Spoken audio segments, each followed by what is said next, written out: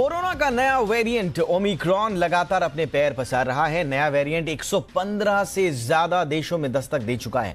Omicron की सबसे ज्यादा मार ब्रिटेन, अमेरिका और यूरोपीय देशों पर पड़ी है। यहां ओमिक्रॉन के चलते कोरोना के डेली केसेस में जबरदस्त उछाल आया है। कई देशों में कोरोना के रोजाना केसेस अब 1 लाख से ज्यादा आ रहे हैं। इस रिपोर्ट में हम दे रहे हैं आपको दुनिया भर में कोरोना और ओमिक्रॉन के असर का अपडेट।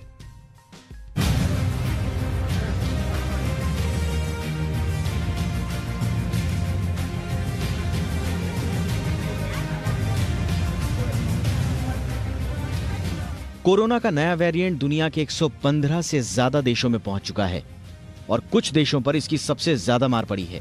ओमिक्रॉन के बढ़ते केसेस के चलते कई देशों ने आंशिक लॉकडाउन लगा दिया है तो कईयों ने सख्तियां बढ़ा दी हैं।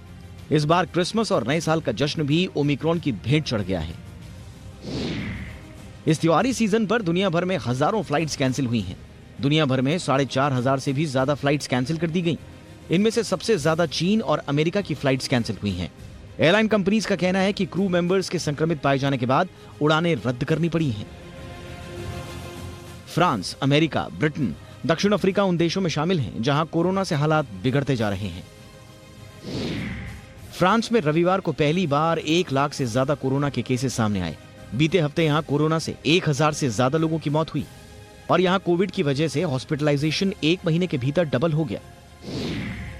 यही हाल ब्रिटेन का है। यहां हर दिन 1 लाख से ज्यादा कोरोना केस रिकॉर्ड किए जा रहे हैं। बीते शुक्रवार को यहां एक दिन में 1,22,000 से ज्यादा कोरोना केस मिले हैं। अमेरिका में भी बीते एक हफ्ते से रोजाना 1.5 लाख से ज्यादा कोरोना केस सामने आ रहे हैं। अमेरिकी सरकार के मुताबिक यहां आ रहे कुल केसेस में 76% में ओमिक्रॉन वेरिएंट है। यहां बच्चों का हॉस्पिटलाइजेशन 4 गुना बढ़ा है। ऑस्ट्रेलिया में ओमिक्रॉन से पहली मौत दर्ज की गई। यहां एक 80 साल के संक्रमित ने इलाज के दौरान दम तोड़ दिया। कोरोना के चलते पाबंदियां लगाने के मामले में आयरलैंड और चीन का नाम भी शामिल हो गया है। आयरलैंड ने जहां नियम कड़े कर दिए हैं तो वहीं चीन ने अपने जियान प्रांत में आंशिक लॉकडाउन लगा दिया है। यहां हर 2 दिन में परिवार का सिर्फ एक व्यक्ति घर से बाहर निकल रहा है। यही नहीं, लोकल अथॉरिटीज पूरे शहर को सैनिटाइज करने में लग गई हैं। वहीं दक्षिण कोरिया ने फाइजर की कोरोना दवा पैक्सलोविड को इमरजेंसी इस्तेमाल की इजाजत दे दी है। ब्यूरो रिपोर्ट, जी मीडिया। देश में ओमिक्रॉन की आफत बढ़ती जा रही है। अब तक देश में 570 से ज्यादा ओमिक्रॉन के मामले सामने आए हैं और यह वेरिएंट देश के 19 राज्यों को अपनी चपेट में ले चुका है। इसमें अब गोवा और राजस्थान भी शामिल हो गए हैं। ओमिक्रॉन के बढ़ते मामलों को देखते हुए जहां कई राज्यों ने पाबंदियां लगाना पहले ही शुरू कर दिया था, वहीं केंद्र भी लगातार राज्यों को नियम और निर्देश लगातार दे रही है।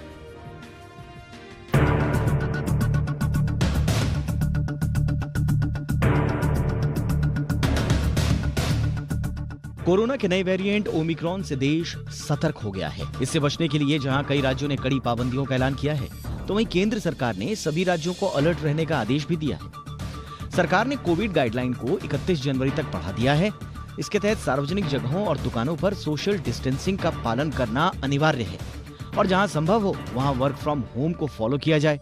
दूसरी तरफ गृह मंत्रालय ने कोरोना के बढ़ते खतरे को देखते हुए राज्यों को नए निर्देश दिए हैं। सभी राज्यों को डेटा एनालिसिस करने और जरूरत पड़ने पर कड़े फैसले लेने का निर्देश दिया गया है। गृह सचिव अजय भल्ला ने राज्यों को पत्र लिखकर कहा है कि ओमिक्रॉन डेल्टा के मुकाबले 3 गुना ज्यादा तेजी से फैलता है। भले ही कोरोना के एक्टिव केस कम हो रहे हों, लेकिन कोरोना से लड़ाई में ओमिक्रॉन एक नई चुनौती बनकर उभरा है। उन्होंने राज्यों को निर्देश दिया है कि हर स्तर पर सतर्कता बरतनी होगी और आम लोगों को भी सतर्क और सावधान रहना होगा। गृह सचिव ने राज्यों को स्वास्थ्य व्यवस्था और ऑक्सीजन सप्लाई की पूरी व्यवस्था करने का निर्देश दिया है। इसके साथ ही जरूरी दवाइयों का बफर स्टॉक बनाए रखने के लिए भी कहा है। राज्यों को निर्देश देने के साथ ही केंद्र सरकार ने एक टीम राज्यों में निरीक्षण के लिए भेजी है। ओमिक्रॉन से सबसे ज्यादा प्रभावित 10 राज्यों में केंद्रीय टीम भेजी गई है। ये टीम राज्य और जिलों में कोरोना संबंधी स्थिति का आकलन कर प्रशासन की मदद करेगी ताकि आने वाले समय में किसी भी विकट परिस्थिति से निपटने के लिए तैयार रहा जा सके। ओमिक्रॉन के बढ़ते मामलों को देखते हुए दिल्ली में आज से नाइट कर्फ्यू लागू कर दिया गया है। रात 11 बजे से सुबह 5 बजे तक नाइट कर्फ्यू रहेगा। इस दौरान खाने पीने की चीजें और दवा की खरीद के लिए पड़ोस की दुकान तक पैदल जाने की इजाजत होगी। वैलिड आईडी कार्ड दिखाने पर प्रिंट और टीवी पत्रकारों को छूट रहेगी। खाने की चीजें, फार्मा, चिकित्सा उपकरणों की डिलीवरी की जा सकेगी। किराना दुकानें, फल सब्जियां, मेडिकल स्टोर, डेयरी भी खुली रहेंगी। वैक्सीनेशन के लिए जा रहे लोगों को भी छूट मिलेगी। दिल्ली में नाइट कर्फ्यू के बाद येलो अलर्ट लागू करने पर विचार किया जा रहा है। येलो अलर्ट के तहत ऑड इवन में दुकानें खुली रहेंगी और कई अन्य पाबंदियां लागू होंगी। दिल्ली के अलावा कर्नाटक में 10 दिनों का कर्फ्यू लगाया गया है। उत्तराखंड में भी नाइट कर्फ्यू लगा दिया गया है। इसके पहले महाराष्ट्र, मध्य प्रदेश, यूपी समेत कई राज्यों ने पाबंदियां लगाई हैं। पाबंदियों के साथ अगले साल 5 राज्यों में होने वाले चुनाव टालने पर भी विचार चल रहा है। इस बारे में आज चुनाव आयोग की एक बड़ी बैठक हुई। हालांकि इस बैठक में चुनाव टालने पर कोई फैसला तो नहीं हो पाया, लेकिन बताया जा रहा है कि आयोग ने केंद्र से ओमिक्रॉन को लेकर रिपोर्ट मांगी है। इसके बाद जनवरी के पहले हफ्ते में एक बार फिर से आयोग और स्वास्थ्य मंत्रालय के बीच बैठक होगी। आपको बता दें कि पिछले हफ्ते इलाहाबाद हाईकोर्ट ने इलेक्शन आगे ढकेलने का सुझाव दिया था। ब्यूरो रिपोर्ट, जी मीडिया। मुंबई में एक बार फिर कोरोना का बढ़ता कहर लोगों की टेंशनें बढ़ा रहा है। बीते 5 दिनों की बात करें तो मुंबई में कोरोना के केसों में 3 गुना से ज्यादा की बढ़ोतरी देखने को मिल रही है। जहां 20 दिसंबर को करीब 200 नए केसेस आए थे, वहीं बीते रविवार को 900 से ज्यादा नए केसेस दर्ज हुए हैं, जो कि चिंता की बात है। महाराष्ट्र के अहमदनगर में नवोदय विद्यालय में 51 छात्र कोरोना संक्रमित मिले हैं। इसके बाद प्रशासन ने कार्रवाई करते हुए स्कूल को सील कर दिया है। मुंबई समेत पूरे महाराष्ट्र में ओमिक्रॉन के बढ़ते मामलों को ध्यान में रखते हुए सरकार ने तैयारी कर ली है। इसके ऑक्सीजन की पर्याप्त व्यवस्था सुनिश्चित की जा रही है।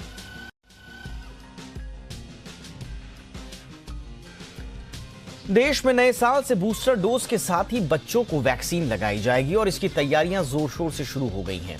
बच्चों को जहां 3 जनवरी से वैक्सीन लगाई जाएगी, वहीं 10 जनवरी से फ्रंटलाइन वर्कर्स को भी बूस्टर डोज लगनी शुरू हो जाएगी। और अगर आपके बच्चे वैक्सीन लगवाने के लिए एलिजिबल हैं, 15 से 18 साल के हैं, या फिर आपके परिवार में किसी को बूस्टर डोज लेनी है, तो इस रिपोर्ट में हम आपको वैक्सीनेशन से जुड़ी पूरी प्रोसेस और जानकारी बता रहे हैं।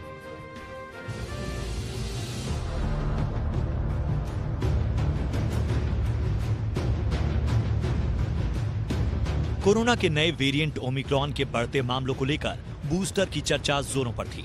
डॉक्टर से लेकर इस मामले के सभी जानकार बूस्टर की मांग करने लगे थे, लेकिन अब सरकार ने बूस्टर डोज का ऐलान कर दिया है। सरकार ने इसे प्रिकॉशन डोज का नाम दिया है और ये 10 जनवरी से लगाई जाएगी। सबसे पहले ये प्रिकॉशन डोज हेल्थ केयर और फ्रंट लाइन वर्कर्स को दी जाएगी। इसके साथ ही उन बुजुर्गों को बूस्टर शॉट दिया जाएगा जो किसी न किसी बीमारी से जूझ रहे हैं, लेकिन उसके लिए डॉक्टर की सलाह जरूरी होगी। बूस्टर शॉट पहले लगी दोनों खुराकों से अलग नहीं होगी, यानी आपने अगर कोवैक्सीन की दोनों डोज लगवाई है तो आपको कोवैक्सीन की ही तीसरी डोज दी जाएगी। अगर आपने कोविशील्ड वैक्सीन लगवाई है तो आपको कोविशील्ड की ही तीसरी डोज यानी बूस्टर डोज दी जाएगी। हालांकि बूस्टर डोज के अंतराल को लेकर लोगों में कंफ्यूजन है। वैक्सीन की दूसरी डोज और बूस्टर डोज के बीच का अंतराल 9 से 12 महीने करने पर चर्चा हो रही है, लेकिन इस पर अंतिम फैसला आना बाकी है। हालांकि जानकार इतने बड़े अंतराल पर सवाल उठा रहे हैं। इधर सरकार ने बच्चों को 3 जनवरी से वैक्सीन लगाने का ऐलान किया है, जिसके तहत 15 से 18 साल तक के बच्चों को भारत बायोटेक की स्वदेशी कोवैक्सीन की डोज दी जाएगी। इसके लिए रजिस्ट्रेशन 1 जनवरी से शुरू हो जाएगा। रजिस्ट्रेशन कराने के लिए आपको कोविन वेबसाइट पर जाना होगा, जिसमें बच्चे से जुड़ी जानकारियां दर्ज करनी होंगी। रजिस्ट्रेशन के लिए आप 10वीं क्लास की आईडी पहचान पत्र डाल सकते हैं। बच्चों को बड़ों की ही तरह वैक्सीन की 2 डोज लगाई जाएगी, जिसमें 28 दिनों का अंतराल रहेगा, यानी पहली वैक्सीन लगवाने के 28 दिन बाद दूसरी डोज दी जाएगी। देश में 141 करोड़ लोगों को वैक्सीन की डोज लगाई जा चुकी है। 90% वयस्क पहले खुराक ले चुके हैं। एक्सपर्ट का मानना है कि कोरोना का ओमिक्रॉन वेरिएंट डेल्टा के मुकाबले कम खतरनाक है, लेकिन सावधानी जरूरी है। ब्यूरो रिपोर्ट, जी मीडिया। कोरोना और इसके नए वेरिएंट ओमिक्रॉन के बढ़ते खतरे के बीच एक अच्छी खबर आई है। ऑक्सफोर्ड एस्ट्राजेनेका की वैक्सीन, जो भारत में कोविशील्ड के नाम से दी जाती है, इस वैक्सीन से मौत का खतरा काफी कम हो जाता है। ये स्टडी खुद ब्रिटेन में हुई है, वहां यह खुलासा हुआ है। ब्रिटेन में हुई स्टडी में सामने आया है कि कोरोना मामलों में रिकॉर्ड तेजी के बावजूद यहां कम मौतों के लिए अगर कोई वैक्सीन जिम्मेदार है तो वो है ऑक्सफोर्ड एस्ट्राजेनेका यानी कि कोविशील्ड। ब्रिटेन की वैक्सीन टास्क फोर्स के पूर्व चेयरमैन डॉक्टर क्लाइव डिक्स ने कहा है कि ये वैक्सीन लंबे वक्त तक के लिए सुरक्षा प्रदान करने में कारगर है और कोरोना से मौत का खतरा काफी कम कर देती है। डॉक्टर क्लाइव ने बताया कि जहां फाइजर की वैक्सीन सिर्फ एंटीबॉडी बढ़ाने पर फोकस करती है, वहीं कोविशील्ड वैक्सीन सेल्यूलर इम्यूनिटी को बढ़ाने का भी काम करती है। इसमें टी सेल्स का निर्माण करना भी शामिल है और इससे यह भी साबित होता है कि जो कोरोना का कोई भी वेरिएंट चाहे क्यों ना हो, हर वैक्सीन आपके संक्रमण के गंभीर नुकसान से बचाने में सक्षम।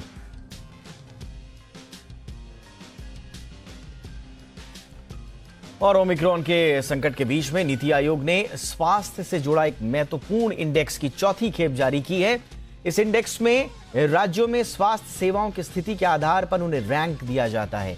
नीति आयोग के चौथे हेल्थ इंडेक्स के मुताबिक बेहतर स्वास्थ्य सेवाओं के मामले में इस बार केरल ने फिर से बाजी मारी है। जी हां, केरल एक बार फिर से टॉप पर है।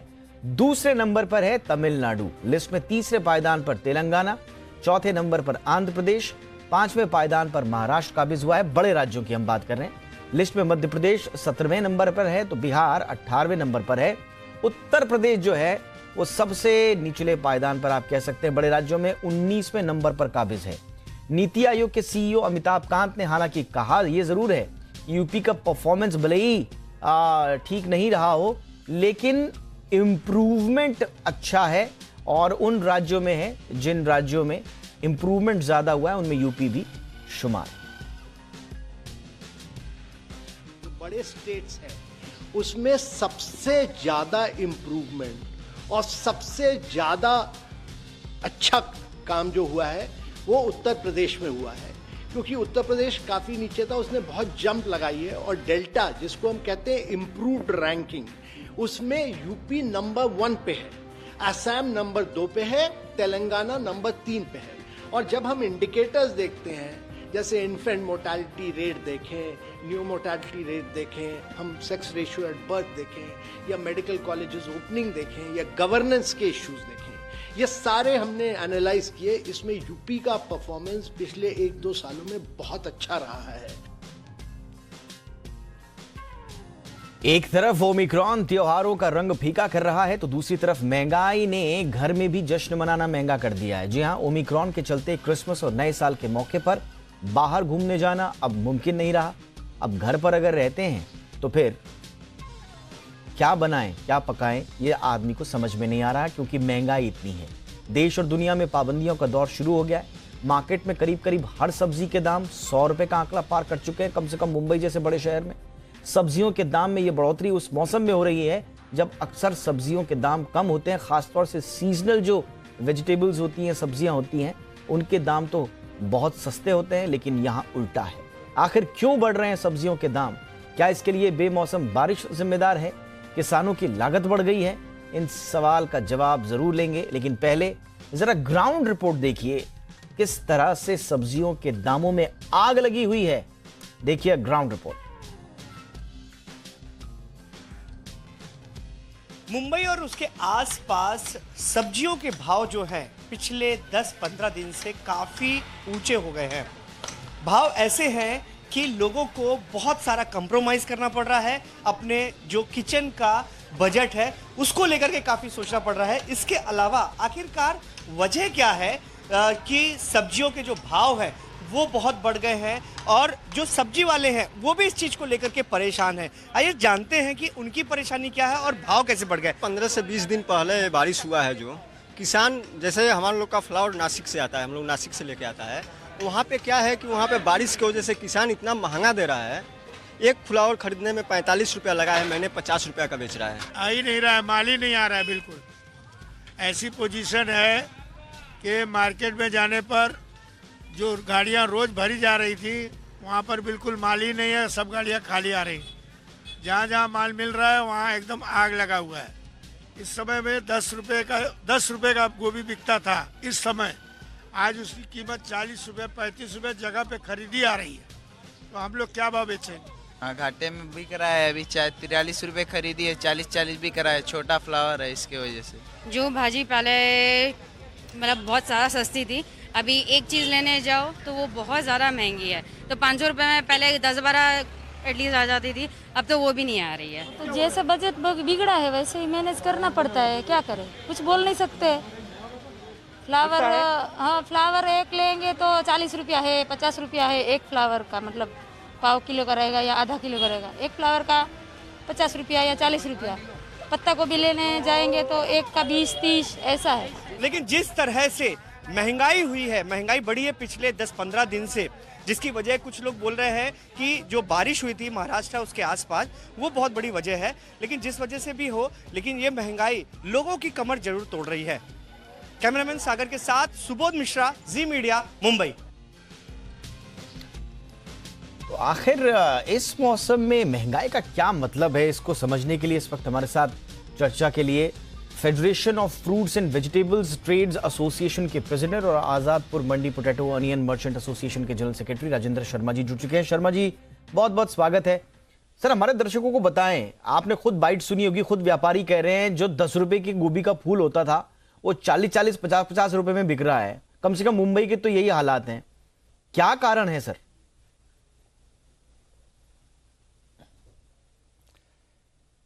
आपको नमस्कार।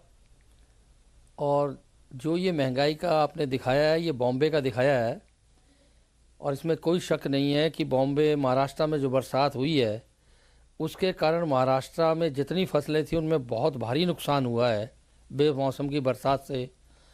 और महाराष्ट्र में पैदा होने वाली सभी सब्जियां बहुत ज़्यादा ख़राब हुई हैं और उनके भाव बहुत तेज़ हैं। महाराष्ट्र से जो जो सामान बाहर आता है, जैसे प्याज है, जैसे अंगूर है, अनार है, जैसे और चीज़ें हैं, प्याज है, तो उन सब में बाज़ार में तेज़ी है।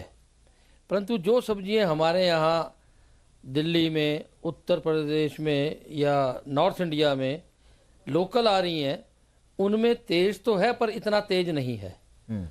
जैसे वहाँ 100 रुपये किलो शिमला गोभी, ये शिमला मिर्च बता रहे हैं, हमारे यहाँ शिमला मिर्च बिक रही है 40 रुपये किलो, 45 रुपये किलो। पर फिर भी सर, पिछले साल के मौसम दिसंबर की आप कंपेयर करेंगे तो उस मुताबिक वहां भी महंगी ही है। तो महाराष्ट्र के बारे में थोड़ा सा अलग से बात करेंगे, लेकिन हम देख रहे हैं इंदौर, हाँ, ये तेजी क्यों है सर? इंदौर पिछले साल से तेजी है और ये सब ग्लोबल वार्मिंग के कारण है। अच्छा। बेमौसम बरसात जगह जगह हो रही है और सब्जियां उससे खराब हो रही हैं। और पिछले 2 साल में किसानों ने जो कोरोना के कारण, जो किसानों के आंदोलन के कारण, जो यूरिया इत्यादि जो चीज़ें नहीं मिली हैं उनके कारण जो नुकसान झेला है, उसके कारण किसानों ने बुआई भी कम की है। एक तो बुआई कम और ऊपर से बेमौसम की बरसात तैयार फसलों पे गिरती है, तो उससे चीज़ों की सप्लाई बहुत कम हो जाती है, बहुत इफ़ेक्टिव हो जाती है। और रेट तो सब चीज़ों के तेज़ हैं, पर नो डाउट महाराष्ट्र के एरिया में लोकल सब्जियां बहुत ज़्यादा तेज़ हैं। तेज़ तो हमारे यहाँ भी डबल हैं, पर वहाँ 4 गुना पहुँच गई हैं। बिल्कुल, और स्वाभाविक है कि क्योंकि महाराष्ट्र में ज़्यादा बारिश का, बेमौसमी बारिश की मार पड़ी है, तो यहाँ पर बढ़ना स्वाभाविक है। लेकिन बाकी सब जगह भी तेज़ी है। हम आपको ग्राफिक्स में दिखा रहे हैं इंदौर में सब्जियों के दाम क्या हैं, दिल्ली में कुछ भाव जो हैं वो खुद शर्मा जी ने भी बताए हैं। स्वाभाविक रूप से वो पहले के मुकाबले ज़्यादा हैं। एक चीज़ और कही जाती है शर्मा जी, जो हमको सुनने में आ रहा है, वो ये आ रहा है कि ओमिक्रॉन का भी कहीं ना कहीं डर है और लोग जो बल्क में ले लेते थे सब्जियां वो नहीं ले रहे हैं, उसमें डर रहे हैं। वो व्यापारी भी डर रहा है, छोटा जो रिटेलर है वो भी डर रहा है। ऐसा है क्या? नहीं, देखिए, ओमिक्रॉन की तो अभी बात शुरू ही हुई है और ये जितनी सब्जियों की हम बात कर रहे हैं, ये सब्जियां कोई भी आदमी 5-7 दिन से ज़्यादा की इकट्ठी नहीं ले सकता। 5-7 दिन भी वो लेगा जो फ्रिज में रखता है, जिसके पास साधन है, क्योंकि हाईली पेरिशेबल चीज़ें हैं। तो इसलिए अभी तक तो ऐसी कोई पोजीशन है तो वो इसलिए है कि भाव तेज हैं, लोगों की परचेजिंग पावर नहीं है, लोगों को पैसे की कमी है, इस कारण वो सब्जियां ज़्यादा ना लेके कम ही ले रहे हैं। हर सब्जी, हर फल मंडियों में कम बिक रहा है। कोई 50%, कोई 60, कोई 70, 100% कोई नहीं बिक रहा, चाहे वो कितना भी सस्ता हो चाहे महंगा हो। तो इसलिए हालात चारों तरफ से ख़राब हैं, चाहे वो बीमारी की वजह से हो, चाहे मौसम की वजह से हो, चाहे कोरोना की वजह से हो, चाहे लोगों की जेब में पैसा कम है, चाहे लोगों की नौकरियां चली गई हैं और अब फिर लोग ये सोचने लगे हैं जो व्यापारी वर्ग है कि क्या हम कारोबार करें या ना करें। पहले दोनों कोरोना लहर में व्यापारियों की रकमें बहुत घाटा हो गया है, रुक गई हैं, डूब गई हैं। अब 2 बार तो लोगों के साथ ऐसा व्यापारियों के साथ हो चुका, अब ये तीसरी लहर आने वाली है। उसके अंदर जो परचेज़र होता है, जब उसका माल नहीं बिकता, सड़ जाता है, ख़राब हो जाता है या नुकसान हो जाता है या वो अपने गांव चला जाता है और वहाँ रुपया खर्च कराता है, तो जो व्यापारियों का, बड़ों का रुपया है, जो आड़तियों का रुपया है, वो रुपया उसे मिल नहीं पाता। पीछे के करीबन लाखों लाख रुपए और करोड़ रुपए व्यापारियों के रुके हुए हैं, चाहे वो किसानों पे हैं, चाहे व्यापारियों पे हैं। तो इसलिए अब ये 1-2 दिन से चर्चा है, जैसे ये टेलीविज़न पे देख रहे हैं, मंडियों में हम बैठ रहे हैं कि भैया ये फिर वही टाइम आने लगा है, व्यापार कम कर लो, ऐसा ना हो कि इस वेरिएंट के चलते जो थोड़ा बहुत रुपया बचा है वो भी ख़त्म हो जाए। ओके, तो अच्छा आपका आउटलुक क्या है सर? आपने जैसा कहा कि मंडी में आप बैठे हैं, बातचीत करते होंगे, चर्चाएं सुनते होंगे, ये महंगाई का दौर कब तक, अभी आने वाले 1-2 हफ्ते का मैं आउटलुक आपसे पूछूं तो क्या होगा? क्योंकि मटर हो, आपका गाजर हो, जो बिल्कुल नितांत जो सीजनल सब्जियां हैं, उनके दाम भी पिछली बार से लगभग 2 गुने ही हैं। तो आने वाले 1-2 हफ्ते में कैसे रहेंगे भाव सर? 1-2 हफ्ते में यही भाव रहेंगे, क्योंकि नई फसल हमारी लोहड़ी के बाद आएगी। अच्छा, तो 20 तारीख के बाद जरूर हम लोगों को, अगर और कोई गलत बरसात वगैरह या मौसम इतना ज़्यादा ख़राब नहीं होता है, तो 15 तारीख 20 तारीख के बीच में इनके रेट गिरने लगेंगे। अभी तो कोई हालात नहीं है, कहीं से फसलों की ज़्यादा आमदनी नहीं दिख रही है जो कि रेट गिर जाए। अच्छा सर, इसमें कोई सरकार कुछ कर सकती है क्या आगे बढ़कर, कुछ राहत मिल पाए फौरी उपभोक्ता को, ग्राहक को? देखिए, हाईली पेरिशेबल जितने आइटम हैं, भिंडी हो गई, टिंडा हो गया, तोरी हो गई, ये बंद गोभी हो गई, इन सब चीज़ों में सरकार कुछ नहीं कर सकती, क्योंकि ये चीज़ें स्टॉक नहीं होती हैं। ये खेत से उग के सीधी मंडियों में आके बिकती हैं। अगर इनकी फसल ज़्यादा है तो ये बहुत कम रेट पे बिकती हैं, और कम है तो बहुत ज़्यादा पे। इन्हें उगाने में 70 से 90 दिन लगते हैं। तो ऐसा कोई मैकेनिज़्म नहीं है कि अगर कोई चीज़ कम है तो अभी पैदा कर ली जाए या इंपोर्ट कर ली जाए। इन्हें इंपोर्ट भी नहीं किया जा सकता, क्योंकि ये हाईली पेरिशेबल है। बहुत बहुत शुक्रिया शर्मा जी, आपने इस महंगाई का पूरा विश्लेषण दिया, कहाँ दिक्कत है, क्यों महंगाई बढ़ी है और आने वाले 1-2 हफ्ते में क्या आउटलुक रह सकता है। लेकिन थोड़ा सा चिंताएं मेरी तो बढ़ रही हैं। अब ओमिक्रॉन के चक्कर में थोड़ी पाबंदियां तो है, जश्न फीका रह गया, क्रिसमस का और न्यू ईयर का भी शायद ऐसा ही रहे। और अगर लोग घरों में हैं और इतनी महंगी सब्जियां हैं, इतनी महंगाई है, तो फिर जश्न का क्या होगा, ये थोड़ा चिंता की बात। बहरहाल बहुत बहुत शुक्रिया सर इस विश्लेषण के लिए। आगे बढ़ते हैं, कुछ और खबरों का रुख करते हैं। आरबीएल बैंक के शेयरों में आज जबरदस्त गिरावट आई है। इसकी वजह थी वीकेंड पर मैनेजमेंट में किया गया अचानक से बदलाव। आरबीएल बैंक के सीईओ विश्ववीर आहूजा 25 दिसंबर को अचानक छुट्टी पर चले गए। राजीव आहूजा को अंतरिम सीईओ बनाया गया है। आरबीआई ने भी तुरंत बैंक बोर्ड में अपना नॉमिनी भेज दिया। साथ ही आरबीआई ने सभी डिपॉजिटर्स को भरोसा दिलाया है कि उनका पैसा पूरी तरह से सुरक्षित है। आरबीएल बैंक के पास पर्याप्त पूंजी है। बैंक के अंतरिम सीईओ राजीव आहूजा ने भी कहा है कि बैंक की फाइनेंशियल स्थिति बेहतर है और डिपॉजिटर्स का पैसा पूरी तरह से सुरक्षित है। जी बिजनेस से एक्सक्लूसिव बातचीत में उन्होंने ये भी कहा कि डिपॉजिटर्स के पैसे नहीं फंसेंगे। देखिए, जो कुछ हुआ है ओवर द वीकेंड वो एक अलग घटना है, अलग उसका क्रम है। और जहां तक मेरा ऑब्जेक्टिव है, मेरी टीम का ऑब्जेक्टिव है, हमारा बैंक बहुत स्ट्रांग है और ये आगे बढ़ता रहेगा। और ये इसमें हमें पूरा बोर्ड का और आरबीआई का भी सपोर्ट है। आरबीआई का जो नॉमिनी आए हैं हमारे बोर्ड पे, उन्होंने स्वयं बोर्ड के साथ यूनानिमसली मुझे, जो मैं बैंक में रहा हूं 11 साल, चुना है इंटरिम एमडीसीओ के लिए। तो इसलिए किसी को भी कोई शंका नहीं होनी चाहिए, किसी को भी कोई कंसर्न नहीं होना चाहिए कि कंटिन्यूटी नहीं रहेगी, स्ट्रेंथ नहीं रहेगा। सो इन नटशेल कहा यही जा रहा है कि बैंक की फाइनेंशियल स्थिति बेहतर है और डिपॉजिटर्स का जो पैसा है वो पूरी तरह से सुरक्षित है। अब इस पर थोड़ा सा और जानकारी ले लेते हैं और डिटेल के लिए मेरे साथ मेरे सहयोगी अनुराग शाह जुड़ गए हैं। अनुराग, वीकेंड पर ऐसा क्या हुआ कि इस तरह के भ्रम की स्थिति बन गई जिसके लिए सफाई पेश करनी पड़ी? अंदर खाने खबर क्या है? देखिए, शनिवार और रविवार का दिन जो है आरबीएल बैंक के लिए काफ़ी एक्शन भरा रहा। शनिवार को अचानक से जो तत्कालीन एमडी एंड सीईओ थे विश्ववीर आहूजा, वो एक लंबी छुट्टी पर चले गए और रिजर्व बैंक की तरफ से एडिशनल डायरेक्टर की नियुक्ति की गई। योगेश दयाल 2 साल तक के लिए योगेश दयाल की जो है एडिशनल डायरेक्टर की नियुक्ति की गई आरबीएल बैंक में। तो उसके बाद से ही तमाम सवाल उठने शुरू हो गए कि अचानक ऐसी क्या स्थिति हुई जिसमें वीकेंड के दिन इतना बड़ा बैंक के अंदर एक्शन देखने को मिला। फिर उसके बाद जो है रविवार को 4 बजे है आरबीएल बैंक का मैनेजमेंट सफाई देने आया और उनके द्वारा साफ किया गया कि जो घटनाक्रम हुआ है बैंक के अंदर उसका जो है बैंक की वित्तीय स्थिति से कोई लेना देना नहीं है और बैंक की जो फाइनेंशियल स्थिति है काफ़ी मजबूत है। कैपिटल एडिक्वेसी रेशियो है जो 16% से ज़्यादा है। नेट एनपीए जो है बैंक का भी वो 2.1% है और बैंक को पूरी उम्मीद है कि आने वाली तिमाही में वो 2% से भी नीचे हो जाएगा। इसके अलावा बैंक का जो कोविड की सेकेंड वेव के दौरान जो चुनौतियाँ आई थी वो धीरे धीरे दूर हो रही है और तीसरी तिमाही काफ़ी बेहतर रही है और चौथी तिमाही में बैंक जो है प्री कोविड स्तर तक भी पहुँच जाएगा।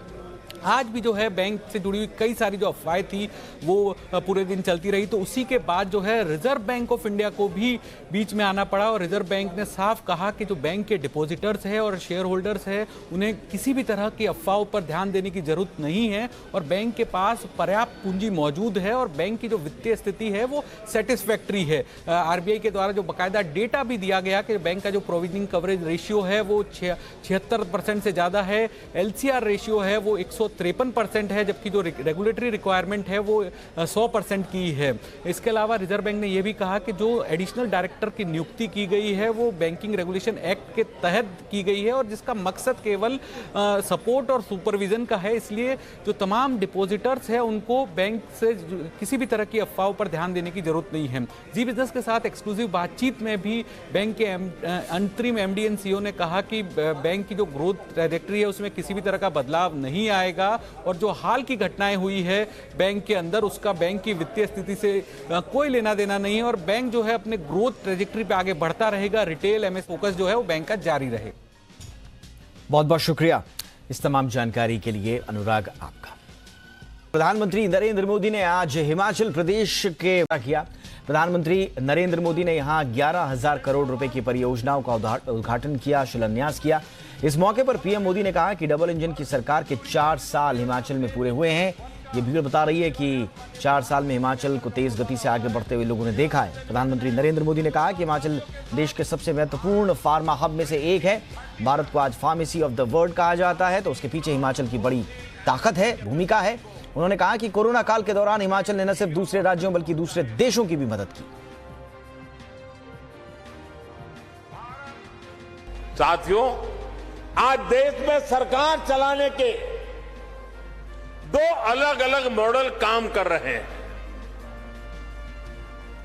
एक मॉडल है सबका साथ, सबका विकास, सबका विश्वास और सबका प्रयास। वहीं दूसरा मॉडल है खुद का स्वार्थ, परिवार का स्वार्थ और विकास भी खुद के परिवार का है। इधर पंजाब में बीजेपी कैप्टन अमरिंदर सिंह और सुखदेव सिंह ढींढसा की पार्टी मिलकर चुनाव लड़ेगी। जहां एक और पहली बार बीजेपी पंजाब में फ्रंट रनर पार्टी के तौर पर होगी, वहीं कैप्टन के लिए ये एक बड़ी लड़ाई होगी। आज कैप्टन ने अमित शाह से मुलाकात की। पंजाब चुनाव को लेकर आखिरकार बीजेपी और कैप्टन अमरिंदर सिंह के बीच गठबंधन औपचारिक तौर पर तय हो चुका है। आज दिल्ली में कैप्टन अमरिंदर सिंह ने गृह मंत्री अमित शाह से मुलाकात की। इस दौरान सुखदेव सिंह ढींढसा भी मौजूद थे। यानी बीजेपी कैप्टन और सुखदेव सिंह ढींढसा पंजाब का चुनाव मिलकर लड़ेंगे। आदरणीय कैप्टन साहब की पार्टी, आदरणीय ढींढसा साहब की पार्टी और भारतीय जनता पार्टी तीनों मिलकर चुनाव लड़ेंगे और बैठक के बाद में आज इस बात की आधिकारिक घोषणा हम सब लोग मिलकर के कर रहे हैं। आज की बैठक में बीजेपी के अध्यक्ष जेपी नड्डा, पंजाब बीजेपी के प्रभारी गजेंद्र सिंह शेखावत भी मौजूद रहे। बैठक में तय हुआ कि तीनों पार्टियों का संयुक्त घोषणा पत्र होगा और सीटों के बंटवारे के लिए कमेटी बनेगी। ये तय किया गया है कि सीटों के बंटवारे को लेकर के संख्या को लेकर के और कौन सी पार्टी लड़ेगी इसको लेकर के तीनों ही दलों के 2-2 प्रतिनिधियों की एक कमेटी बनाई जाएगी। आज नाम तय किए जाएंगे और आने वाले 1-2 दिन के बाद में उसकी बैठक होगी। मुख्यमंत्री पद से हटाए जाने के बाद ही अमरिंदर सिंह ने कांग्रेस पार्टी को छोड़कर नई पार्टी पंजाब लोक कांग्रेस बनाई और फिर बीजेपी के साथ गठबंधन किया। 2022 का चुनाव बीजेपी के लिए बेहद खास रहने वाला है, क्योंकि पहली बार बीजेपी फ्रंट रनर के तौर पर मैदान में मुकाबले में उतरेगी। इससे पहले अभी तक वो पंजाब में अकाली दल के साथ छोटे भाई की भूमिका में ही थी। अमित भारद्वाज के साथ ब्यूरो रिपोर्ट, जी मीडिया। इधर चंडीगढ़ नगर निगम चुनाव के नतीजे घोषित किए जा चुके हैं। इसमें आम आदमी पार्टी ने परचम लहरा दिया है। 14 सीटों पर जीत के साथ निगम में सबसे बड़ी पार्टी बनकर उभरी है आम आदमी पार्टी। वहीं बीजेपी के खाते में 12 सीटें आई हैं। कांग्रेस ने 8 सीटों पर जीत दर्ज की।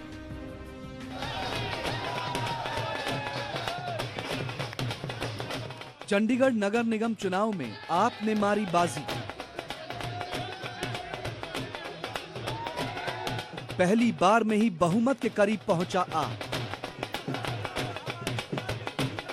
क्या चंडीगढ़ के नतीजे पंजाब चुनाव का ट्रेलर है?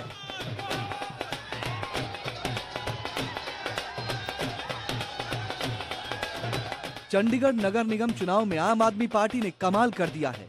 पहली बार नगर निगम का चुनाव लड़ी आम आदमी पार्टी सबसे बड़ी पार्टी बनी और 35 में से 14 सीटों पर जीत हासिल की। वहीं भाजपा ने 12 और कांग्रेस ने 8 सीटों पर जीत हासिल की, जबकि शिरोमणि अकाली दल को 1 सीट मिली।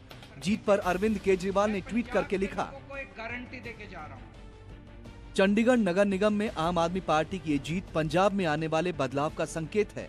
चंडीगढ़ के लोगों ने आज भ्रष्ट राजनीति को नकारते हुए आपकी ईमानदार राजनीति को चुना।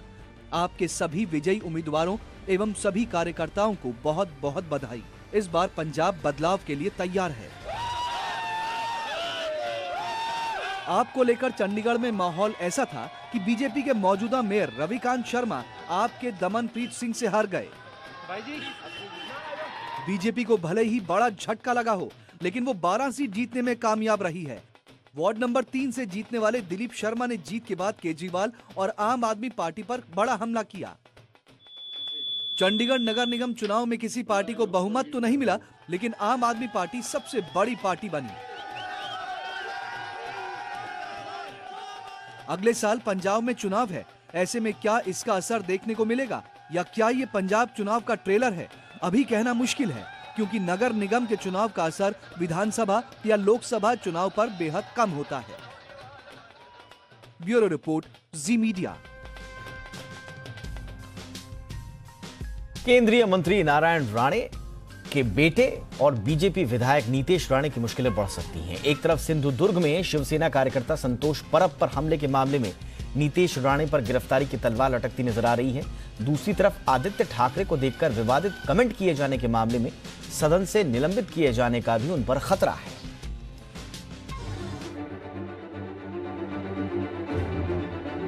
अठारह दिसंबर को सिंधुदुर्ग में संतोष परब नाम के शिवसेना कार्यकर्ता पर हुए हमले के मामले में पुलिस को नीतेश राणे की तलाश है। नीतेश राणे को इस मामले में पेश होने के लिए 2 बार नोटिस दिया गया, लेकिन वो हाजिर नहीं हुए। बताया जा रहा है कि नीतेश राणे न तो मुंबई में अपने घर में हैं और न ही सिंधुदुर्ग में अपने निवास पर। सूत्रों के मुताबिक पुलिस के आला अफसरों की एक टीम नीतेश राणे की तलाश में कणकवली पहुंची है। जो जीवघेणा हल्ला झाला त्याच्यामध्ये ज्यांच्यावर हल्ला झालेला आहे त्यांनी सिंधुदुर्ग में हमारे स्थानीय पदाधिकारी पर हमला हुआ था, उसमें मुख्य सूत्रधार के रूप में नीतेश राणे का नाम है। पुलिस ने एक बार उनको पूछताछ के लिए बुलाया था, लेकिन कोई संतोषजनक उत्तर नहीं मिला। दूसरी बार उनको बुलाया जा सकता है, फिर भी ठीक से जवाब नहीं मिला तो कानून सबके लिए बराबर है। कायदा हा सगळ्यांना सारखा आहे। इस बीच शिवसेना विधायकों ने आज विधानसभा में नीतेश राणे के निलंबन की मांग की। हाल ही में बीजेपी विधायकों ने विधान भवन की सीढ़ियों पर विरोध प्रदर्शन किया था। इस दौरान जब कैबिनेट मंत्री आदित्य ठाकरे वहां से गुजर रहे थे तो नीतेश राणे ने म्याऊं म्याऊं की आवाज निकाली।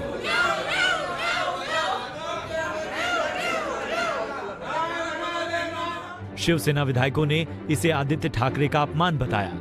विधानसभा में विपक्ष के नेता देवेंद्र फडणवीस ने नीतीश राणे के बर्ताव को गलत ठहराया, लेकिन आरोप लगाया कि सत्तारूढ़ पार्टी इसी बहाने बीजेपी विधायक को निलंबित करना चाहती है। नीतीश राणे ने एक पत्रकार प्रेस कॉन्फ्रेंस लिया, पत्रकार परिषद लिया, वहाँ पे ऐसा उन्होंने भाष्य किया कि जो भी बोला वो मैंने बोला और वो आदित्य साहब को ही बोला और वापिस बोलूंगा, ऐसा उन्होंने किया। तो हमारा ये कहना है सब शिवसेना का कि ये सभागृह का इतिहास है कि संस्कृति को छोड़ उन्होंने एक तो सभागृह में जिसके बारे में बात किया उसकी सॉरी बोलना चाहिए। घटना घडली अध्यक्ष महोदय, त्याचं आम्ही सदन के बाहर जो कुछ हुआ है हम उसका समर्थन नहीं करते हैं, लेकिन इसका फायदा उठाकर एक सदस्य को निलंबित किया जाता है तो ये लोकतांत्रिक नहीं है। एखाद्या सदस्याला निलंबित करायचं तर हे लोकशाहीमध्ये योग्य नाही अध्यक्ष महोदय। फिलहाल नीतीश राणे नॉट रीचेबल आ रहे हैं और पुलिस उनसे अब तक संपर्क करने में सफल नहीं हो पाई है। ब्यूरो रिपोर्ट, जी मीडिया, मुंबई। कानपुर और कन्नौज बीते 5 दिनों से यूपी के इन 2 शहरों का नाम पूरे देश की जुबान पर है। पिछले 5 दिनों से कानपुर और कन्नौज में इत्र कारोबारी पीयूष जैन के घर छापेमारी चल रही थी। इस छापेमारी में करीब 250 करोड़ कैश बरामद हुआ है। आरोप है कि पीयूष जैन ने 50 करोड़ का टैक्स का घपला किया है। आज टैक्स की इस चोरी के आरोप में पीयूष जैन को कानपुर की कोर्ट में पेश किया गया, जहां से उन्होंने 14 दिन की न्यायिक हिरासत में भेजा गया है। 65 घंटे से भी ज्यादा देर तक चली रेड में पीयूष जैन के काले धन की गुफा से न जाने कौन कौन से राज सामने आए हैं। इससे पहले पीयूष जैन के कानपुर वाले घर से 150 करोड़ से ज्यादा कैश बरामद हुआ था।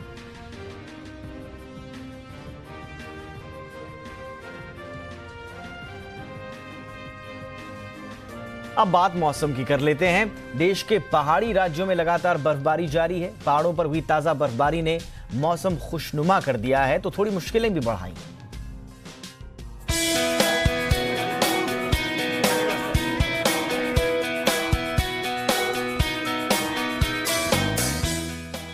हिमाचल और कश्मीर घाटी में बर्फबारी की इन तस्वीरों को देखिए।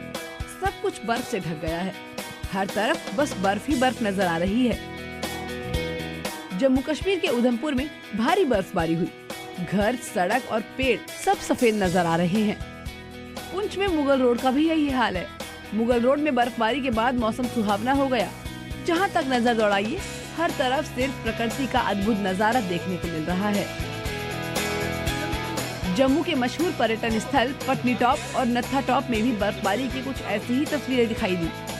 यहाँ मौसम की पहली बर्फबारी के बाद 2 महीने से जारी सूखी सर्दी से लोगों को राहत मिली है। हर साल सैलानी क्रिसमस और न्यू ईयर की छुट्टियां मनाने पटनी टॉप और नत्था टॉप पहुँचते हैं। बर्फबारी के इस नज़ारे ने उनकी छुट्टियों में 4 चांद लगा दिए हैं। पर आप देख सकते हैं हमारे पीछे जबरदस्त बर्फबारी हो रही है। बहुत ही सुंदर नज़ारा, बहुत ही मज़ा आ रहा है कि बिल्कुल सही समय है जम्मू के पटनी टॉप और नत्था टॉप में विजिट करने का। स्नोफॉल हो रहा है, काफ़ी अच्छा लग रहा है और काफ़ी अच्छी जेके टूरिज्म की तरफ से काफ़ी अच्छा अरेंजमेंट है। आप देख सकते हैं कितना अच्छा स्नोफॉल, हम सभी इंजॉय कर रहे हैं। जम्मू कश्मीर के बाद आइए अब आपको हिमाचल प्रदेश का नज़ारा दिखाते हैं। शिमला के नारकंडा इलाके में ताज़ा बर्फबारी के बाद मौसम एकदम से बदल गया। सिक्किम के नाथुला में लगातार भारी बर्फबारी हो रही है। नाथुला में करीब 1027 पर्यटक फंस गए। सेना ने बर्फबारी में फंसे सैलानियों को नाथुला दर्रे के पास अपने कैंप में रखा है। सेना इन्हें गंगटोक पहुंचाने में जुटी है। अरुणाचल प्रदेश में सेला दर्रा और नूरानांग में भी बर्फबारी हुई। केंद्रीय मंत्री किरण रिजिजू ने ट्वीट कर तवांग आने वाले पर्यटकों को सही जानकारी लेने के बाद ही यात्रा करने की अपील की। पहाड़ों पर हो रही लगातार बर्फबारी से मैदानी इलाके ठिठुरने लगे हैं। मौसम विभाग ने अगले 2 दिन पहाड़ी इलाकों में बर्फबारी और मैदानी इलाकों में कई जगह बारिश का अनुमान जताया है। ब्यूरो रिपोर्ट, जी मीडिया। बात बाजार की कर लेते हैं। आज बाजार में जबरदस्त रिकवरी आई है। निचले स्तरों से निफ्टी करीब 250 अंक रिकवर हुआ और आखिर में 80 अंक चढ़कर बंद हुआ। सेंसेक्स में निचले स्तरों से करीब 900 अंकों की रिकवरी आई है।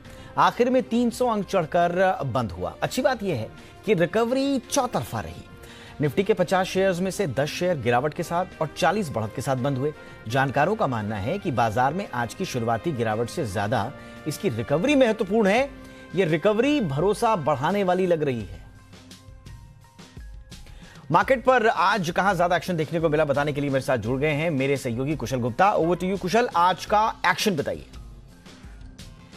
तो बाजारों में कारोबारी हफ्ते के पहले दिन शानदार तेजी के साथ क्लोजिंग होती हुई नजर आई। इनफैक्ट शुरुआती सत्र में जिस तरह का रुझान दिख रहा था उससे तो यही लग रहा था कि बाजार जो है गिरावट के साथ आज बंद होते हुए नजर आएंगे, पर उसके विपरीत बाजार जो है ऑलमोस्ट दिन के हाई पॉइंट पर लगभग 17,100 के पास जो है यहाँ पर आते हुए नजर आए। इनफैक्ट यहाँ पर अगर आप देखिए तो चढ़ने वाले शेयरों में टेक महिंद्रा का कॉन्ट्रीब्यूशन सबसे ज़्यादा था, करीबन 4% का उछाल यहाँ पर इसने दिखाया। साथ ही फार्मा काउंटर्स जो है आज काफ़ी एक्शन में बने रहे। गिरावट वाले शेयरों की सूची देखेंगे तो उसमें हिंडाल्को, ओएनजीसी, ब्रिटानिया जैसे स्टॉक्स में 1 से 1.5% तक की गिरावट जो है रिकॉर्ड होती हुई नजर आई। टॉप गेनर्स में टाटा कॉफ़ी समेत जिंदल स्टेनलेस हिसार और सीसीएल प्रोडक्ट्स, जो इनफैक्ट जो भी कॉफ़ी रिलेटेड स्टॉक्स है यहाँ पर काफ़ी अच्छी तेज़ी इनफैक्ट बनती हुई नजर आई और ऑलमोस्ट 9-9.5% के गेंस यहाँ पर आते हुए दिखे।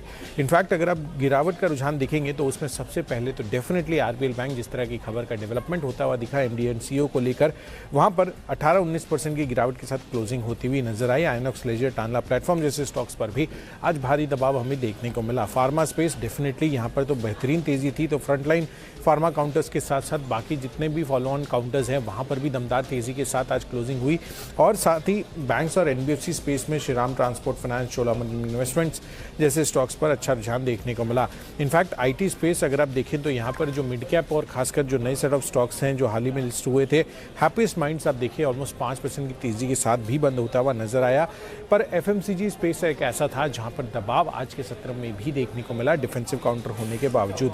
और अंत में जी के हिट कॉल्स की बात करें तो हिमांशु जी ने सिप्ला का कॉल हमें दिया था, साथ ही टीसीएस पर संदीप जैन की जो राय थी वहां पर यह कारगर साबित होती हुई दिखी। तो ओवरऑल मार्केट की ब्रेथ जो है आज काफ़ी ज़्यादा पॉजिटिव रही और बेहतरीन तेजी के साथ जो है हमें आज के सत्र में कारोबारी हफ्ते का जो पहला दिन है यहाँ पर क्लोजिंग होती हुई नजर आई। तो हमारे यहाँ तो शानदार रिकवरी आज मार्केट्स में देखने को मिली है। जरा यूएस मार्केट का भी हाल लेते हैं, वहाँ क्या कुछ हो रहा है, कैसा कारोबार है, फटाफट से जरा लाइव अपडेट देख लेते हैं। वाह, यहाँ भी हरियाली छाई हुई है।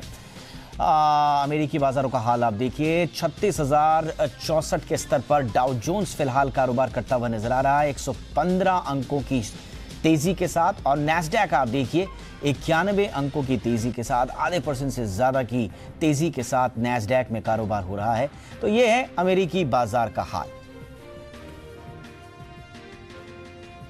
और मार्केट के एक्शन पर और ज्यादा चर्चा करने के लिए इस वक्त हमारे साथ जुड़ चुके हैं ट्रेड स्विफ्ट ब्रोकिंग के डायरेक्टर संदीप जैन साहब। संदीप जी स्वागत। आज बाजार में गिरावट रही लेकिन बंद होने तक मार्केट में जबरदस्त रिकवरी आई। क्या संदीप जी बाजार पर फिर ओमिक्रॉन का डर हावी हो रहा है? ये रिकवरी कितनी टिकाऊ है सर? देखिए, आज एक चीज बहुत अच्छी हुई कि मार्केट गैप डाउन खुलने के बाद वापस से जो अपने सपोर्ट लेवल से जो बाउंस किया और एक अच्छे लेवल पे बंद हुआ और अंत में मार्केट काफी स्ट्रांग दिखे और काफी ब्रॉड बेस एक रैली थी। स्मॉल कैप्स, मिड कैप्स में भी ठीक ठाक सा माहौल बना हुआ था। और एफआईआई, डीआईआई का भी डेटा देखें तो एफआईआई जो काफी नेगेटिव थे वो धीरे धीरे जब पॉजिटिविटी की तरफ आ रहे हैं, जैसा कि अनिल जी कहते हैं ना कि भाई एक बार अगर आप गाड़ी बहुत स्पीड में है तो उसको न्यूट्रल पे लाते हैं और फिर वापस रिवर्स उठती है, तो वैसा ही कुछ अब देखने को मिल रहा है कि एफआईआई का फ्यूचर्स में डेटा पॉजिटिव था। तो मेरे हिसाब से वैसा लग रहा है कि आने वाले दिनों में एक 16,800 से 17,000 एक रेंज अच्छा सपोर्ट बन गया और ऊपर के लेवल्स देखने को मिल सकते हैं। अगेन 17,200-250 जो रेंज है इसको क्रॉस करना ज्यादा इंपॉर्टेंट है। फिर 600 तक का एक रेजिस्टेंस आता है। एंड जिस तरीके से आज आईटी परफॉर्म कर रहे थे, अभी टीसीएस का मैं सुन रहा था, मेरा भी नाम जिक्र हुआ, आज मैं सुबह टीसीएस के बारे में बोल रहा था। पिछले कुछ दिनों से आईटी स्टॉक्स पे काफी बुलिश है। एफएमसीजी कम पार्टिसिपेट कर रही है, बैंक्स कम पार्टिसिपेट कर रही है। हालांकि आज आरबीएल की नेगेटिव न्यूज कहीं ना कहीं मुझे ऐसा लगता है जो बैंक निफ्टी में जो कंपोनेंट्स है, दूसरे जो बड़ी प्राइवेट सेक्टर बैंक है, उन लोगों को एक बड़ा सहारा मिला और वहां पे एक तेजी देखने को मिली। सो मुझे लगता है कि बैंक्स भी ठीक परफॉर्म कर सकते हैं, बड़ी बैंक, बड़ी प्राइवेट सेक्टर बैंक, और ओवरऑल आईटी सेक्टर पे ध्यान दें। और कुछ मिड कैप, स्मॉल कैप चुनिंदा स्टॉक्स भी बढ़िया कर रहे हैं और वहां पे भी तेजी बनी रहेगी। तो कुल मिला के न्यूट्रल से तेजी की साइड में मेरा व्यू है। बहुत बहुत शुक्रिया संदीप जी इस तमाम जानकारी के लिए और विश्लेषण के लिए आपका शुक्रिया। चलिए अब कुछ अंतर्राष्ट्रीय खबरों का रुख कर लेते हैं। पाकिस्तान की सियासत में एक बार फिर बड़े बदलाव की स्क्रिप्ट तैयार हो चुकी है। देश के पूर्व पीएम नवाज शरीफ की वतन वापसी की अटकलें जोरों पर हैं। ऐसे में इमरान खान समेत उनके मंत्रियों की बौखलाहट बढ़ गई है। कहा तो यह भी जा रहा है कि इमरान को हटाने के लिए शरीफ परिवार और सेना के बीच डील भी हो गई है। आगे बढ़ते हैं। अफगानिस्तान में तालिबान राज आने के बाद से महिलाओं पर पाबंदियां बढ़ी हैं। तालिबान को सरकार चलाने की चिंता है तो महिलाओं को अधिकार और आज़ादी देना उसे पसंद नहीं। महिला मामलों के मंत्रालय को बंद करने के बाद तालिबान सरकार ने एक और फरमान जारी किया है। अब तालिबान राज में महिलाओं के पुरुष रिश्तेदार के बिना लंबी यात्रा पर जाने पर रोक लगा दी गई है।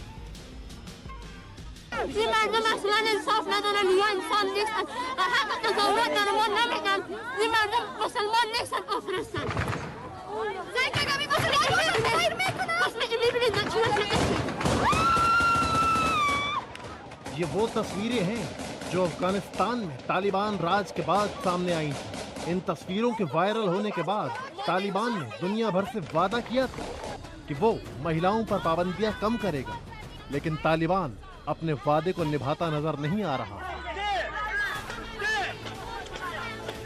एक बार फिर तालिबान का कट्टरपंथी चेहरा सामने आया है।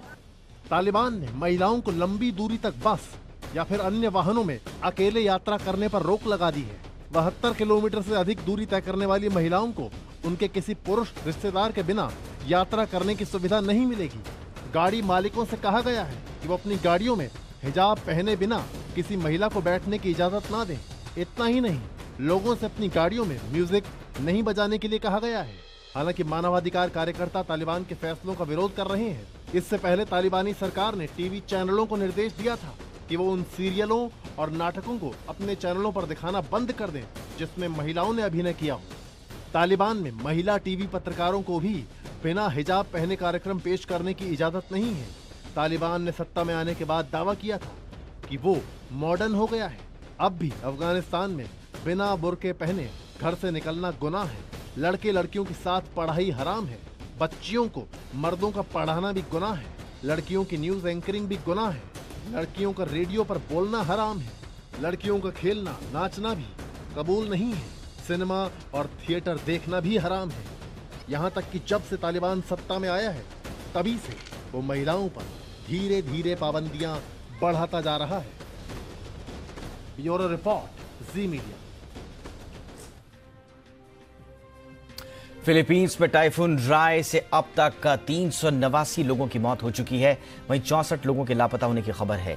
इसकी जानकारी आज सरकारी संस्था NDRRMC ने दी है। वहां की संस्था के मुताबिक फिलीपींस के मध्य और दक्षिणी भाग में तूफान का सबसे ज्यादा कहर देखने को मिला है, जिससे करीब 42 लाख लोग प्रभावित हुए हैं। फिलीपींस में इस साल का ये 15वां तूफान है जो इस साल का सबसे शक्तिशाली तूफान बताया जा रहा है। इसकी वजह से ग्रामीण क्षेत्रों के कई घर तबाह हो गए। यही नहीं, तूफान की चपेट में 62 परीक्षण प्रयोगशालाएं भी आई हैं और इनमें कोरोना वैक्सीन की हजारों खुराकें जो रखी हुई थी वो बर्बाद हो गई।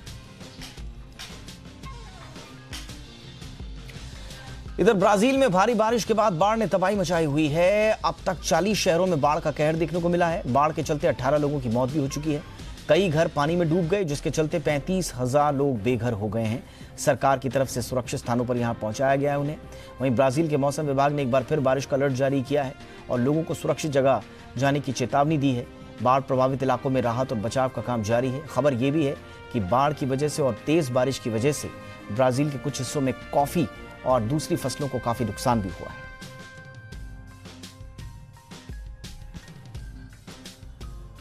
और आइए अब देखते हैं कुछ स्पोर्ट्स जगत की खबरें। अंडर 19 एशिया कप के रोमांचक मुकाबले में टीम इंडिया ने अफगानिस्तान को 4 विकेट से हरा दिया।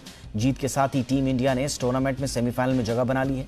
मैच में भारत के सामने 260 रनों का टारगेट था, जिसे टीम के 6 विकेट के नुकसान पर 48.2 ओवर के खेल में हासिल कर लिया। हरनूर सिंह 65 रन बनाकर टॉप स्कोरर रहे। सेमीफाइनल में टीम इंडिया का सामना ग्रुप बी की टेबल टॉपर बांग्लादेश या श्रीलंका में से किसी एक टीम के साथ हो सकता है। भारत और साउथ अफ्रीका के बीच खेले जा रहे पहले टेस्ट मैच के दूसरे दिन का खेल भी बारिश और खराब रोशनी से प्रभावित रहा। सेंचुरियन में आज भी पूरे दिन बारिश होती रही, जिसके चलते एक भी ओवर का खेल नहीं हो सका और अंपायर्स ने दिन के खेल को रद्द कर दिया। बारिश की वजह से पूरे दिन का खेल बर्बाद हो गया। सेंचुरियन में मौसम खराब है, लगातार बारिश हो रही है। मौसम विभाग की माने तो मंगलवार को भी बादल छाए रहेंगे। मेलबर्न क्रिकेट ग्राउंड में ऑस्ट्रेलिया और इंग्लैंड के बीच एशेज सीरीज का तीसरा टेस्ट मैच खेला जा रहा है। दूसरे दिन का खेल खत्म हो चुका है। इंग्लैंड की टीम दूसरी पारी में 31 रन पर 4 विकेट खोकर संघर्ष कर रही है। इंग्लैंड की टीम फिलहाल ऑस्ट्रेलिया की पहली पारी के स्कोर से 51 रन पीछे है।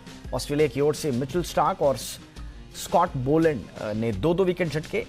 इससे पहले ऑस्ट्रेलिया की पहली पारी 267 रनों पर सिमट गई थी।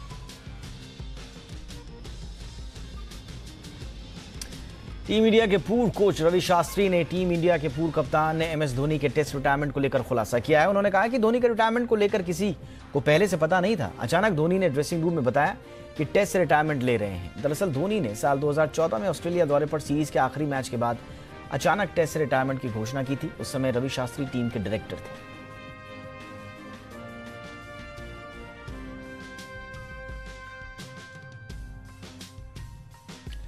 एशेज सीरीज के बीच इंग्लैंड टीम के लिए बुरी खबर आई है। तीसरे टेस्ट के दूसरे दिन का खेल शुरू होने से पहले 4 सदस्य कोरोना संक्रमित हो गए। इस वजह से दूसरे दिन का खेल आधे घंटे देरी से शुरू हुआ। इंग्लैंड के 2 सपोर्ट स्टाफ और 2 खिलाड़ियों के फैमिली मेंबर कोरोना संक्रमित पाए गए हैं। राहत की बात यह है कि सभी खिलाड़ियों का RT-PCR टेस्ट नेगेटिव है। इसके बाद ही खिलाड़ी खेलने के लिए उतरे। क्रिकेट ऑस्ट्रेलिया ने अभी नामों का खुलासा नहीं किया है।